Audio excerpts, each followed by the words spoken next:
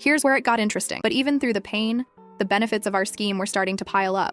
Vicky convinced Jake to buy her a new iPhone. Because hers kept dying, she immediately gave it to me since my screen was cracked. She got him to buy designer shoes in her size, which was actually my size. She even managed to get him to pay for a weekend yoga retreat that she never attended.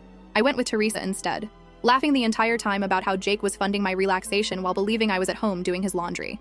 Around the 2-month mark, Vicky started phase 2 of our plan. She began talking about how stressed she was at work, how she needed a real vacation. She strategically mentioned places she'd always wanted to visit. Coincidentally, places I had mentioned wanting to go. One night while on a date with Jake, she broke down in fake tears about how she'd never been able to afford a real vacation. Jake, trying to be the hero, immediately offered to help. Before the night was over, he'd booked a weekend trip to this amazing mountain resort about 3 hours away. All expenses paid. Here's where it got interesting. The day before the trip, Vicky called Jake sobbing. Her grandmother was in the hospital and she couldn't possibly go away that weekend. Jake was devastated, especially since the reservation was non-refundable. Vicky, being the thoughtful person she is, suggested he take the trip anyway since he'd been working so hard. Jake reluctantly agreed.